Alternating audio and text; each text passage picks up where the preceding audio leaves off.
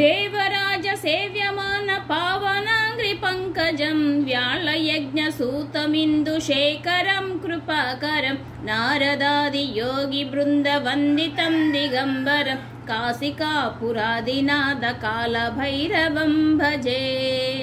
भानुकोटि भास्वरं भवाब्दितारकं परं नीलकण्ठमीप्सितार्धदायकं त्रिलोचन कालकालमम्बुजाक्षमक्षशूलमक्षरं काशिकापुरादिनाथ कालभैरवं भजे।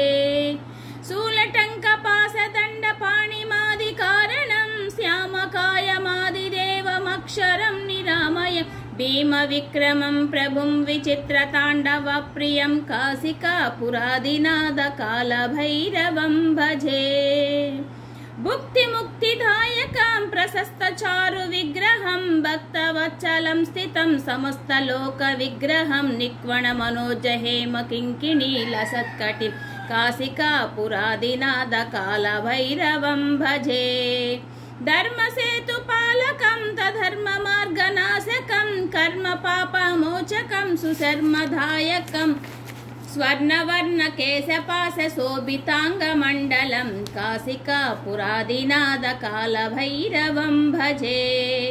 रत्नपादुकाप्रभाभिरामपादयुग्मकं नित्यमद्वितीयमिष्टदैवतं निरञ्जन मृत्युदर्पणासनं कराळद्रष्टभीषणं काशिकापुरादिनाथ कालभैरवं भजे। अट्टहासभिन्न पद्मजाण्डकोश सन्ततिं दृष्टिपातनष्टपापजालमुग्रनाशन अष्टसिद्धिदायकं कपालमालिकाधरं काशिकापुरादिनाथ कालभैरवं भजे।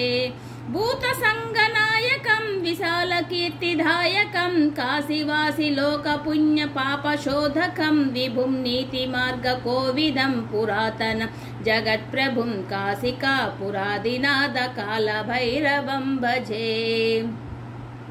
कालभैरवाष्टकं पठन्ति ये मनोहरं ज्ञानमुक्तिसाधनं विचित्रपुण्यवर्धनं शोकमोहदैन्यलोभकोपतापनाशनं ते प्रयान्ति कालभैरवाग्निसन्निधिं ध्रुवम्।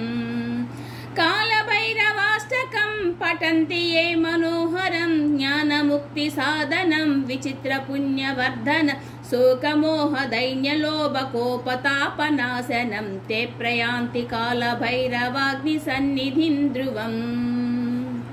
हे राधे, हे कृष्णे।